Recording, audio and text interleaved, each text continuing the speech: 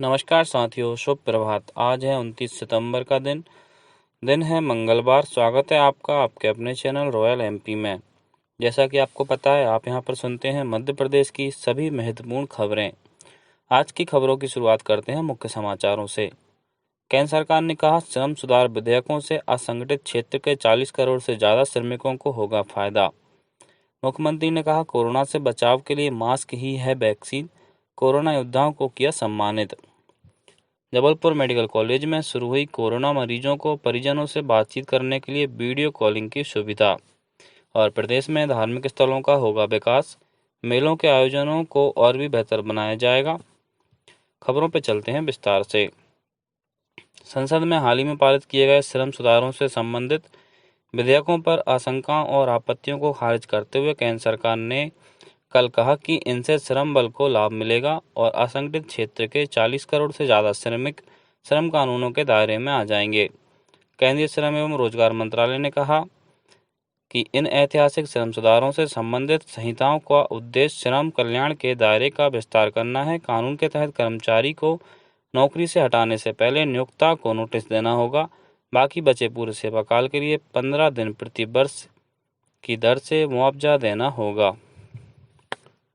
मुख्यमंत्री शिवराज सिंह चौहान ने कहा है कि कोरोना से बचाव के लिए मास्क एक तरह की वैक्सीन है। उन्होंने सभी से अनिवार्य रूप से मास्क का उपयोग करने की अपील की, क्योंकि यह बचाव का बहुत बड़ा अस्त्र है। श्री चौहान कल भोपाल में आयोजित चिकित्सा क्षेत्र के कोरोना योद्धाओं के सेवा सम्मान कार्यक्रम को संबोधित कर रहे थे।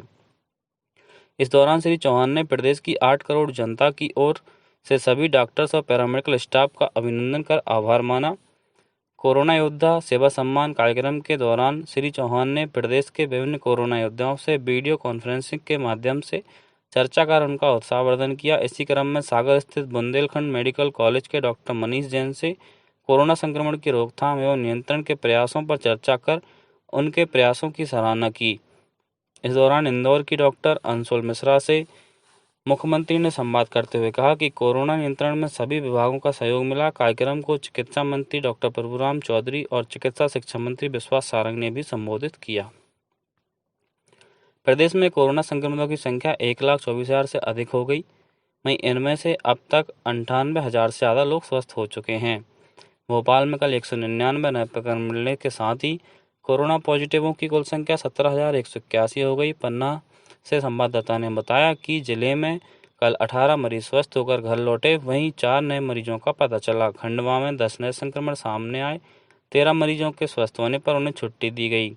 होशंगाबाद जिले में पिछले 24 घंटों के दौरान 68 लोगों में संक्रमण की पुष्टि हुई। जिले में पिछले 2 दिन में 132 मरीज कोरोना को मात दे चुके हैं। अशोकनगर में 11 नए मरीज मिले, वहीं 2 लोग स्वस्थ हुए। उमरिया जिले में 37 नए प्रकरण सामने आए हैं, जिससे जिले में प्रभावितों की संख्या 550 से ज़्यादा हो गई। उधर देवास में कल 45 लोगों में संक्रमण की पुष्टि हुई। शिवपुरी में कोविड-19 से स्वस्थ होने वालों की दर 98% के ऊपर पहुंच गई। श्योपुर में 6 मरीज स्वस्थ होकर घर लौटे। वहीं खरगोन में 26 नए संक्रमित मरीज मिले हैं। मुरैना के बैरियर चौराहे पर आए दिन लगने वाले जाम से लोगों को राहत मिल गई। केंद्रीय कृषि मंत्री नरेंद्र सिंह तोमर ने 108 करोड़ की लागत से बने फ्लाईओवर का कल शुभारंभ किया। इसमें वर्चुअल रूप से केंद्रीय राज्य मंत्री जनरल वीके सिंह भी शामिल हुए। इस अवसर पर श्री तोमर ने केंद्रीय परिवहन मंत्री नितिन गडकरी का आभार व्यक्त करते हुए मुरैना वासियों को बधाई दी।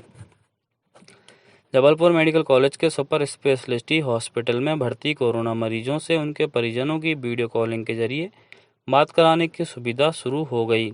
इसके लिए जिला प्रशासन ने सुबह 11 बजे से दोपहर 1 बजे तक संवाद का समय भी निर्धारित किया।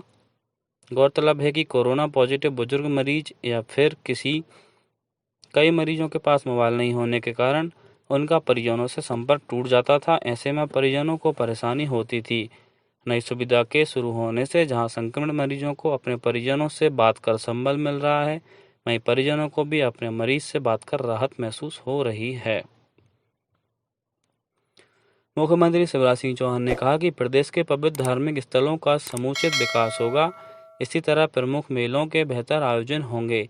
इस दिशा में तीर्थ स्थान और मेला प्राधिकरण महत्वपूर्ण भूमिका निभाएगा। श्री चौहान ने यह बात मध्य प्रदेश तीर्थ स्थान एवं मेला प्राधिकरण के नवनियुक्त अध्यक्ष माखन सिंह चौहान के पदभार ग्रहण करने के अवसर पर कही।